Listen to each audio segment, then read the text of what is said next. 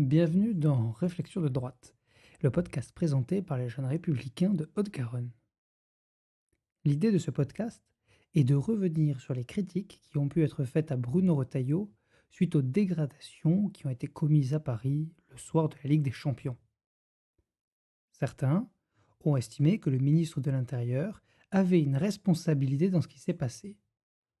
D'autres, plus à gauche, ont dénoncé l'usage du mot barbare. Par exemple, Olivier Faure, premier secrétaire du Parti socialiste, estime que l'usage du mot barbare renvoie à un lien erroné entre les étrangers et la délinquance.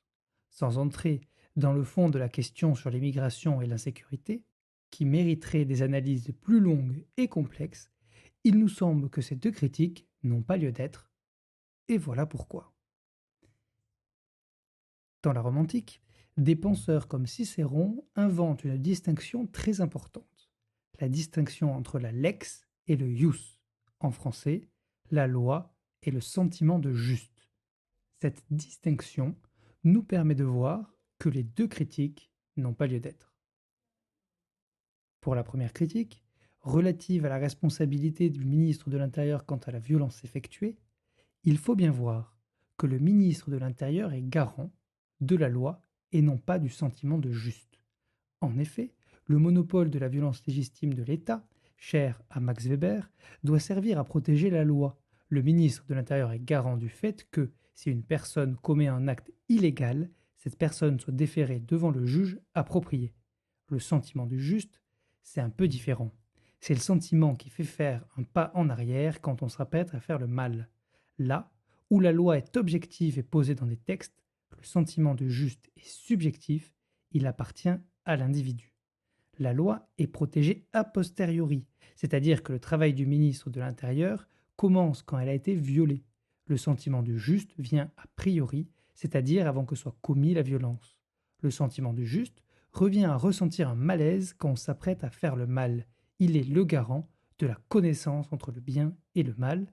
Faire en sorte que le délinquant ne passe pas à l'acte relève donc du sentiment du juste. Mais ce domaine n'appartient pas au ministre de l'Intérieur. C'est le ministre de l'Éducation ou les parents qui sont responsables de faire en sorte que leurs enfants connaissent la différence entre le bien et le mal et répugnent à faire le mal. Le ministre de l'Intérieur, lui, doit arrêter ceux qui ont refusé de respecter la loi. Et lors de ces manifestations, c'est ce qui s'est passé. Malheureusement, trop peu de peines ont été prononcées par la justice. Reprocher au ministre de l'Intérieur de ne pas avoir empêché les délinquants de commettre leurs méfaits, c'est confondre la loi et le sentiment de juste. Pour ce qui est de l'utilisation du mot barbare, cette différence entre la loi et le sentiment de juste entre encore en compte. Que disent les détracteurs du ministre de l'Intérieur? Que le mot barbare revient à stigmatiser les étrangers en les taxant de délinquants. Cependant, cette interprétation est fausse.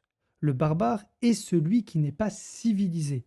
Or, Bruno Retailleau estime que celui qui n'est pas civilisé est celui qui ne connaît pas la différence entre le bien et le mal. C'est celui qui ne ressent pas le sentiment de juste. C'est en ce sens que les délinquants du soir de la Ligue des Champions sont des barbares. Pas parce qu'ils sont étrangers, mais parce qu'ils ne connaissent pas la différence entre le bien et le mal. En conclusion, il semble que certains représentants politiques confondent la protection de la loi, domaine du ministre de l'Intérieur, et le sentiment du juste, qui touche à un aspect plus civilisationnel dans le débat. Comme le dit le ministre de l'Intérieur, La barbarie pour moi, c'est quand il y a décivilisation. La barbarie pour moi, c'est quand tout devient prétexte à une extrême violence, quand tout devient prétexte à la destruction. Donc les barbares, ça peut être n'importe qui, mais on voit bien que là, on a affaire à des gens qui